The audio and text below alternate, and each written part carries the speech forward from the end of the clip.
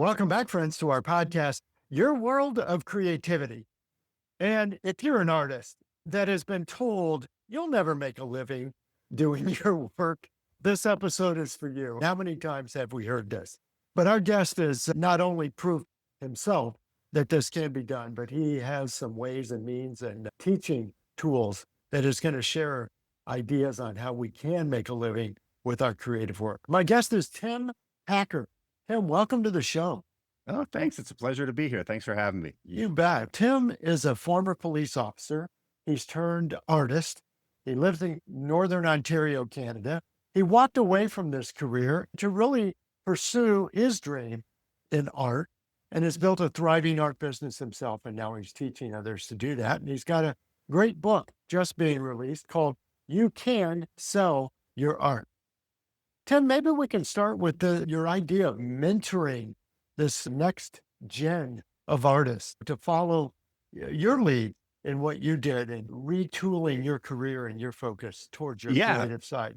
for sure. Again, when I left the police force at 40, walked away from my job, cashed in my pension, it was still the scariest thing I've ever done in my life, I'm sure. and was able actually to figure things out. I was very lucky. I had a few mentors, but I was just like an avid devourer of everything about art and kind of just tried to find out the commonalities of what made certain artists successful while so many failed.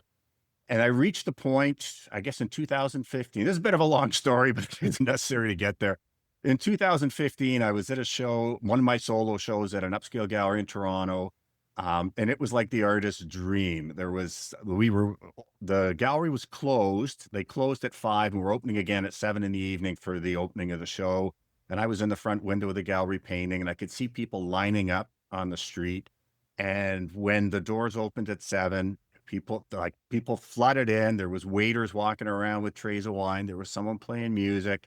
Red dots started going up on the paintings. And it was literally like in a movie. When I was just like, I couldn't believe this was happening. This was like so far beyond anything I dreamt of. And I already had a really good year. And I was looking at what had sold and I did the math and I realized I'm going to make over $250,000 this year from the sale of my art. And it was like for about 2 or 3 minutes, I just basked in the glow. And then I had this other feeling come over me that wasn't necessarily all good. And at first I thought maybe I'm guilty, but I don't think to feel guilty about. And then I realized that what I was really feeling was responsibility because I realized I wasn't special. I was not born some genius with a brush. I was never the top of any of my classes. When I quit art to join the police force, most people thought, yeah, that's probably a good idea. But I realized I'd been able to achieve this dream and I knew how I got there. And I knew it wasn't because of some special gift. And I knew there were so many other artists out there who shared that same dream, but they just don't know what to do. And there's no one out there. The universities aren't helping them. There's no real path to actually make a living from selling your art, creating your art that people are going to buy to hang in their homes, whether it's through art festivals, galleries, or online.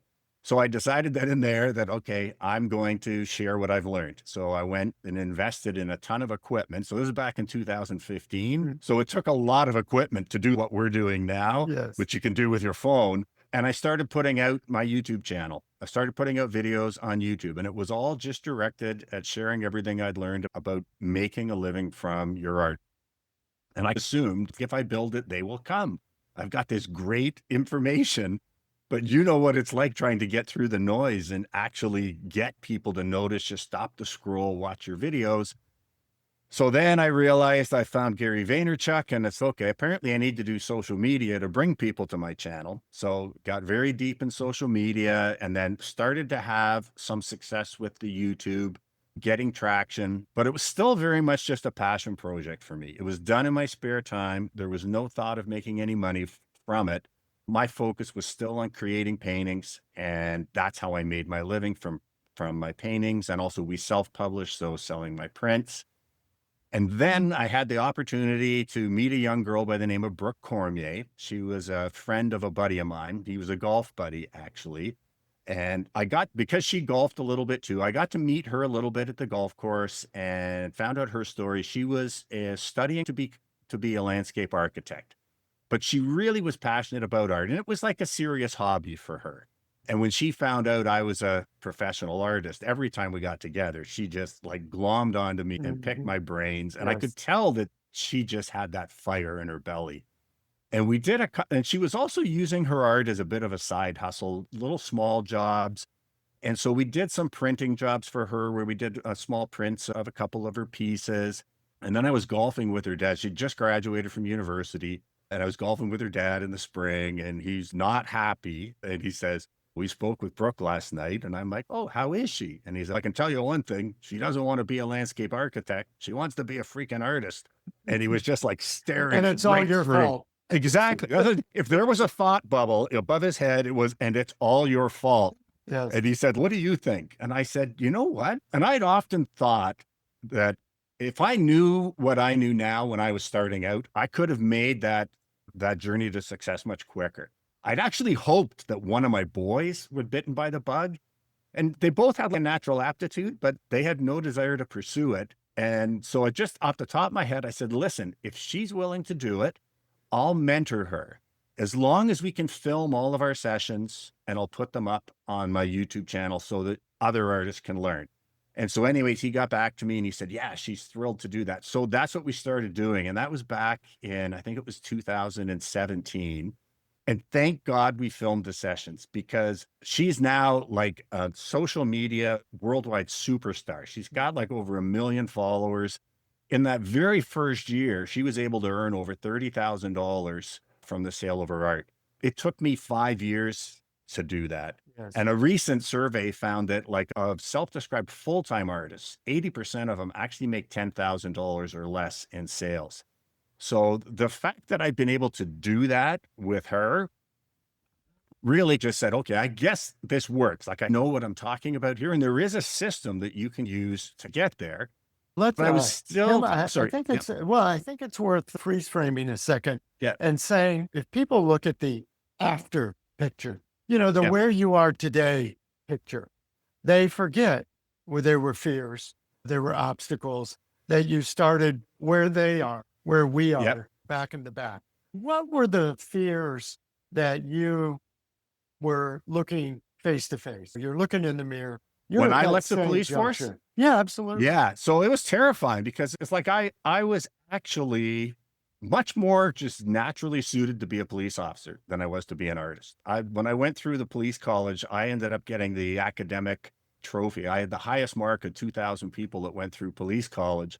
And I'm a big guy, I was in good shape. I also have the right sort of temperament. So I actually excelled at policing. I moved up through the ranks. I was a detective in the commercial crime unit. So I was investigating frauds that were over $2 million.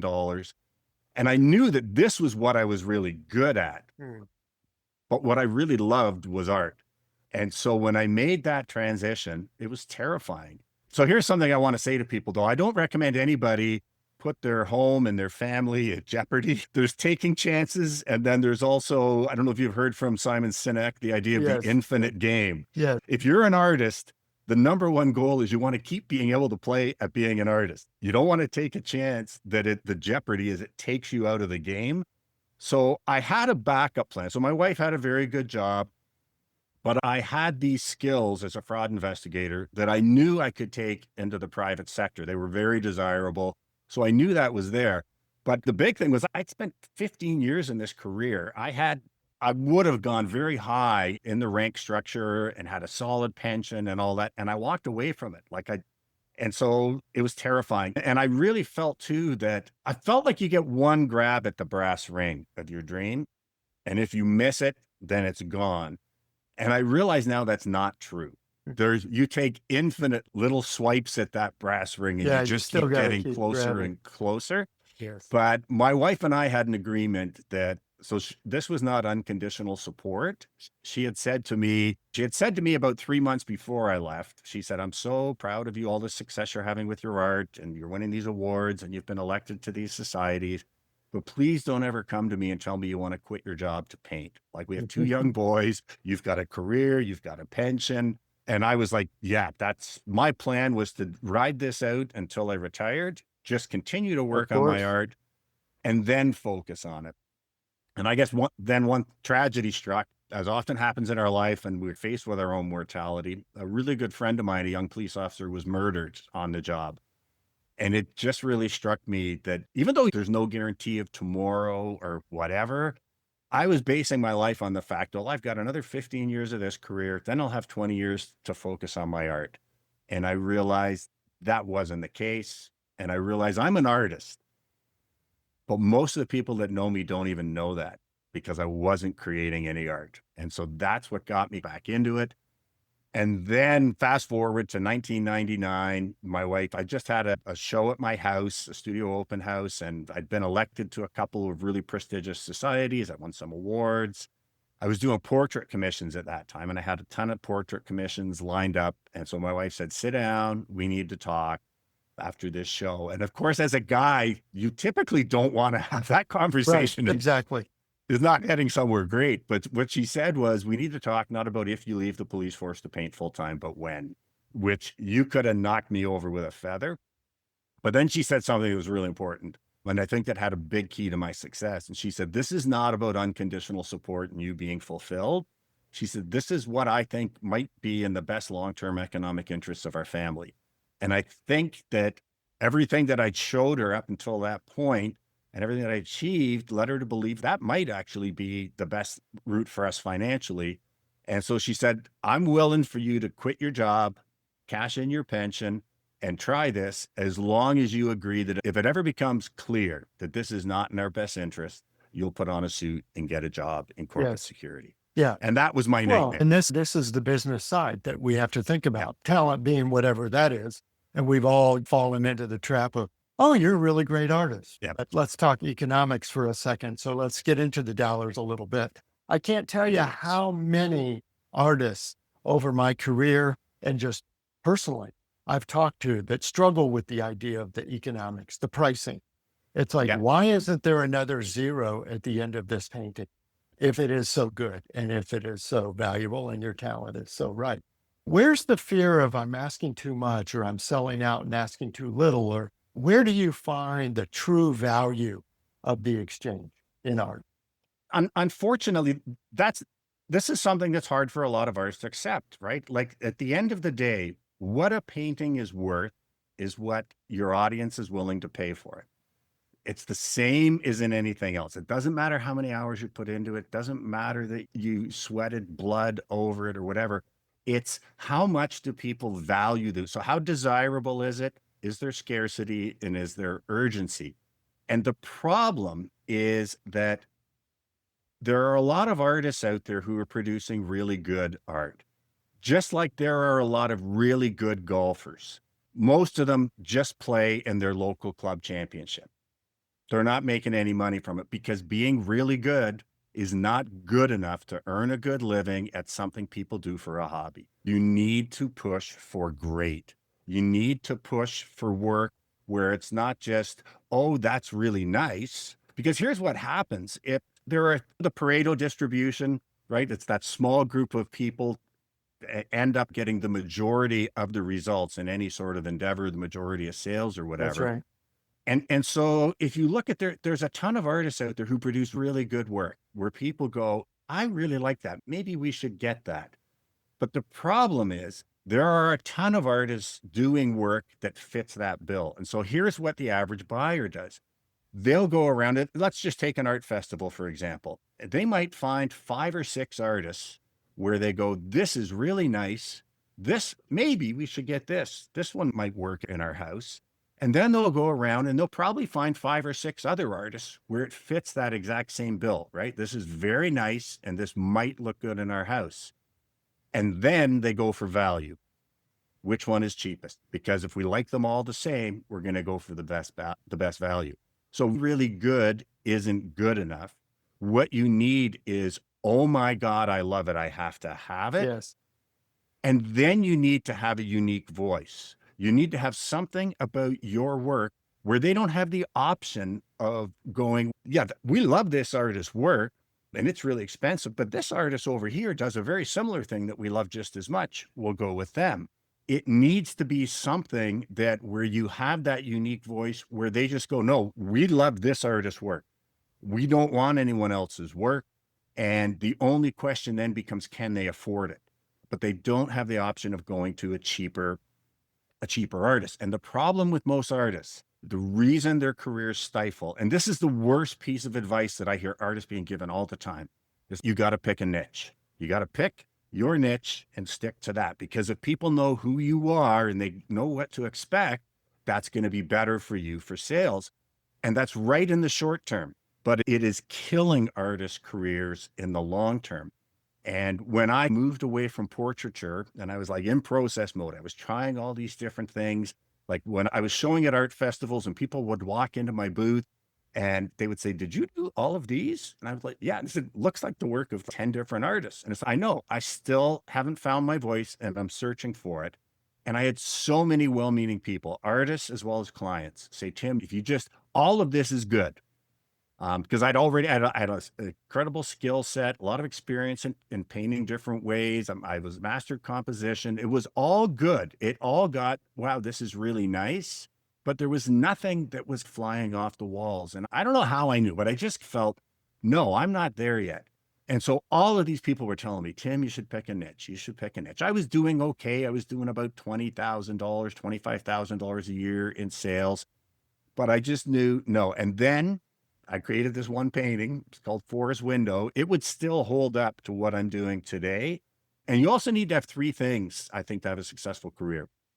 You need to find your process where it allows you to create work where you love the finished work and the public absolutely loves the finished work, but also where you love the process. You've got to love it more than anything else, because if you're successful, you're going to be asked to do it a lot. So you Sure, better really sure. love it.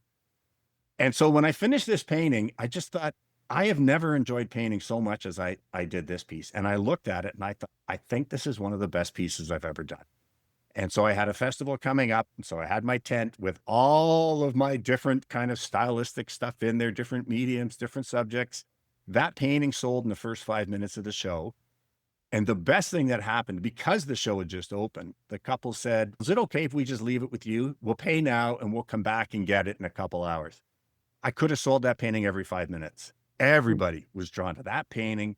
And then I finally had to wrap it up because I thought, this is killing my sales, because they would be drawn to If that they've painting. seen that, yeah. And then I'd say, "No, it's sold." And they'd go, "Oh," and they'd leave. It's, "What about everything else?" No, I wrapped it up. And so again, it was a pretty good festival, but that was a real good kind of marker, signpost going, maybe you should focus here.